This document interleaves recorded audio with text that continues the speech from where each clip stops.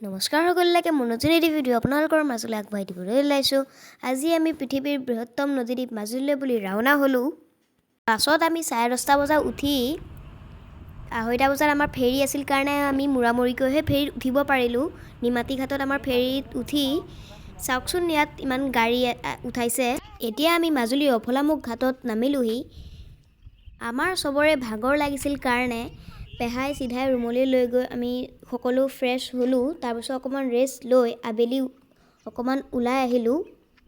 এতিয়া আমি কমলাবাৰী চাৰিআলিত চাহ খোৱা হোটেল এখনত সোমালোঁ।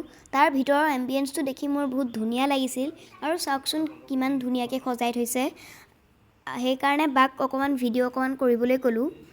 আৰু ইয়াত ৱালত মুখাশিল্প সজুৱাই থোৱা আছে। আপোনালোকেতো জানেই মাজুলী মুখাশিল্পৰ কাৰণে বিখ্যাত। আৰু আমি কি খালোঁ চাওকচোন। আমি চাহ খাই পেলাই বজাৰলৈ বুলি ওলাই গৈছোঁ। আগত দাদা আৰু বা গৈ আছে। আমি ৰাতিৰ কাৰণে অলপ বজাৰ কৰিলোঁ। আজি আমি দক্ষিণপাট সত্ৰলৈ বুলি ৰাওনা হৈছোঁ। আজি দক্ষিণপাট সত্ৰ আমি শৰাই এখন আগবঢ়াইছোঁ কাৰণে আমি ৰাতিপুৱাই সোনকালে গা পা ধুই আহিছোঁ। আৰু মাজুলীৰ পৰিৱেশটো বহুত নিমাও বহুত ভাল লাগে পৰিৱেশটো। আপোনালোকে দেখিছেই চাগে। এয়া কাষত নদী। মাজুলীত জলাশয়ো বহুত আছে। এয়া দেখিছেই জলাশয়, তাতো মাছ থাকে বেছিভাগতেই। আৰু মাছ ইয়াতো প্ৰচুৰ পৰিমাণে পোৱা যায় কাৰণ ইয়াত ব্ৰহ্মপুত্ৰখনৰ ওচৰতেই। তাৰপিছত ইয়াত দেখিছেই বাঁহগছত মানে চাৰিওফালে বাঁহগছ ইয়াত মাজুলীত। মাজুলীৰ মাটিখিনি সাৰুৱা কাৰণে ইয়াত শাক পাচলিও বেছিকৈ উৎপাদন হয় আৰু শাক পাচলিবোৰো ভাল হয়, মানে বেছি দিনলৈকে থাকে সাৰ নিদিয়াৰ কাৰণে। এয়া চাওক আমি দক্ষিণপাট সত্ৰৰ অভিমুখে মানে ৰাস্তাটো সোমাইছোঁহি। আৰু সত্ৰখনৰ বাহিৰৰ পৰিৱেশটো আপোনালোকে চাওকচোন কিমান ধুনীয়া। গছ গছনি চাৰিওফালে, কাষত জলাশয় দুটা আছে। এইখনে হৈছে মাজুলী সত্ৰৰ দুৱাৰ। আৰু আমাৰ লগতে কিছুমান আৰু আহিছে মানুহ বাছখনত, দেখিছেই চাগে সেইখন বাছ। আৰু ইয়াত মানুহ থাকিবৰ বাবে অতিথিশালাও আছে। দক্ষিণপাট সত্ৰৰ মূল দুৱাৰখন দিয়ে আমি সোমাইছোঁ। এতিয়া চাওকচোন মূল দুৱাৰখন কিমান ডাঙৰ আৰু ভাল লাগিছে। এয়া চাৰিওফালে আৰ্হিবোৰ খোদিত কৰা আছে, কিমান ধুনীয়া লাগিছে চাওকচোন।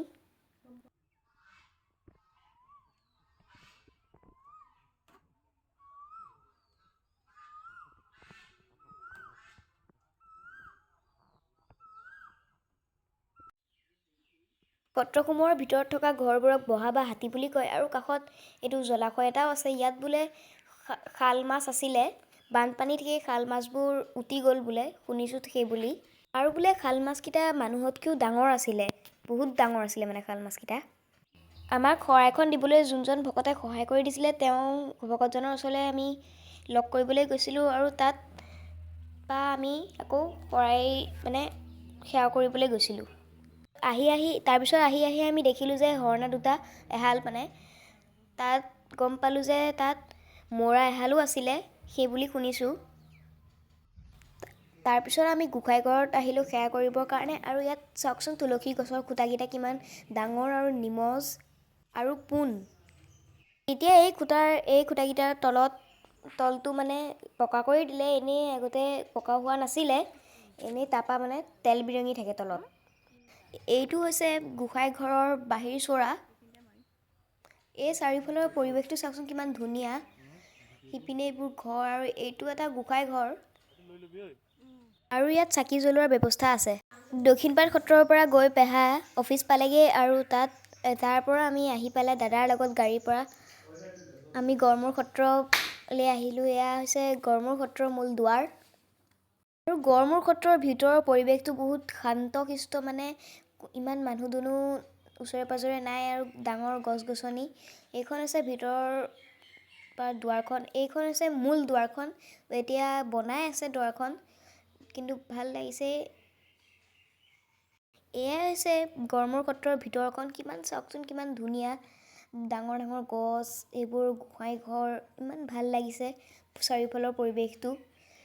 নিমাও গছ গছনি আছে চাৰিওফালে, চাওকচোন কিমান ধুনীয়া। সেইখন আছে মূল দুৱাৰখন গড়মূৰ সত্ৰৰ। আমি আউনীআটী সত্ৰলৈ গুগল মেপৰ দ্বাৰা গৈ থকাৰ কাৰণে আমি বেলেগ এটা ৰাস্তাত সোমালোগৈ, ভুল ৰাস্তা এটাত। তাৰপৰা মানুহ এজনক আমি সুধিলোঁ যে এইটো ৰাস্তা হয় নেকি। তাৰপিছত মানুহজনে ক'লে নহয়। মানুহজনে কৈছিলে যে গুগল মেপৰ সহায়ত এনেকৈ বহুত মানুহৰ অসুবিধা হয়, সেইকাৰণে এই ৰাস্তাটো নহয়। আমি আকৌ উভতি আহিলোঁ। উভতি অহাৰ পিছত আকৌ বেলেগ এজন মানুহক সোধাৰ পিছত ক'লে যে এইটোহে শুদ্ধ ৰাস্তা। তাৰপিছত শুদ্ধ ৰাস্তাত উঠিলোঁ। এইখন হৈছে আউনীআটী সত্ৰৰ মূল দুৱাৰ আৰু এইপিনেদিয়ে ভিতৰলৈ যায়। বেকগ্ৰাউণ্ডত আপোনালোকে শুনা পাইছে বিহুৰ প্ৰস্তুতি চলি আছে, ঢোলৰ মাত। এয়া দেখিছে কিমান ডাঙৰকৈ খোল সজাই থোৱা আছে। এইটো হৈছে চিচাৰ মৎস্য সৰোবৰ, তাৰ কাষতে আছে এটা ডাঙৰ জলাশয়। এইটো হৈছে আহোম ৰজা স্বৰ্গদেউ চন্দ্ৰকান্ত সিংহৰ দিনৰে লাই খুঁটা। প্ৰভু ঈশ্বৰে সপোনত দেখিছিলে এই ব্ৰহ্মপুত্ৰৰ পাৰত এই লাই খুঁটাটো আছে বুলি, সেইকাৰণে ভকতসকলক লৈ ব্ৰহ্মপুত্ৰৰ পাৰৰ পৰা এই খুঁটাটো আনিছিলে। এই খুঁটাটো তুলসী খুঁটা।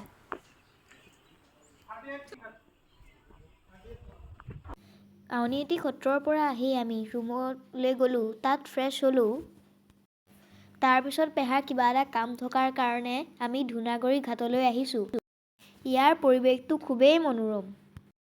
সেই যে দলংখন দেখিছে, সেই দলংখনে মাজুলীৰ ধূনাগুৰি ঘাট আৰু লখিমপুৰৰ বিহপুৰীয়া অঞ্চল সংযোগ কৰিছে।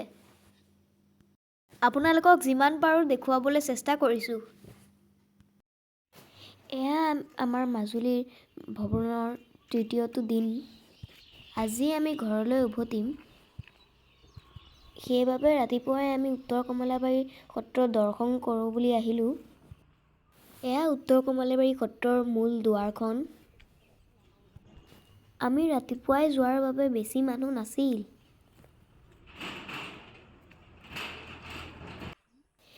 ইয়াত আহি পেলাই দেখিলোঁ যে কাঠৰে কাণ্ডডাল আনি পেলাই বেঞ্চ বনাই থোৱা আছে। সেয়া আপোনালোকে দেখিছেই সন্মুখত গোসাঁইঘৰ ডাঙৰকৈ কিমান ধুনীয়া। ইয়াতে আমি সেৱা কৰিলোঁ। উত্তৰ কমলাবাৰী সত্ৰৰ পৰা এতিয়া আমি দৰিয়া ব্ৰিজ পালোহি। এইয়া গাইজ আমি দৰিয়া পাৰ পালোঁ, দেখিছে আপোনালোকে। এতিয়া আমি দৰিয়া ঘাটৰ পৰা আহি মাজুলীৰ চামগুৰি সত্ৰৰ ফালে আহিলোঁ। এয়া দেখিছে মুখা বনাই আছে। নিশ্চয় আপোনালোকে জানেই যে মাজুলীৰ চামগুৰি সত্ৰ মুখা শিল্পৰ বাবে বিখ্যাত। এয়া মুখা বনাই থকাও আপোনালোকক দেখুৱাবলৈ অলপ চেষ্টা কৰিলোঁ।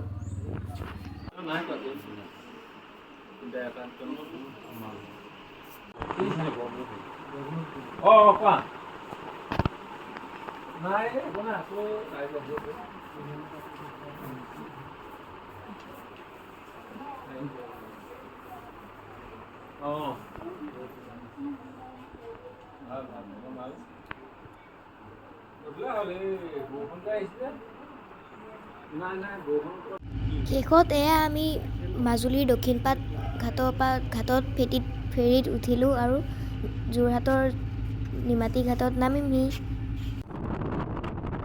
যোৰহাটৰ পৰা এতিয়া আমি ঘৰৰ অভিমুখে আহি আছোঁ। ঠিক আছে তেন্তে ভিডিঅ'টো ইয়ালৈকে চোৱাৰ বাবে আপোনালোকক ধন্যবাদ। ভিডিঅ'টো ভাল লাগিল যদি চেনেলটো ছাবস্ক্ৰাইব কৰি দিব। ভিডিঅ'টো ইয়াতে সমাপ্ত কৰিছোঁ।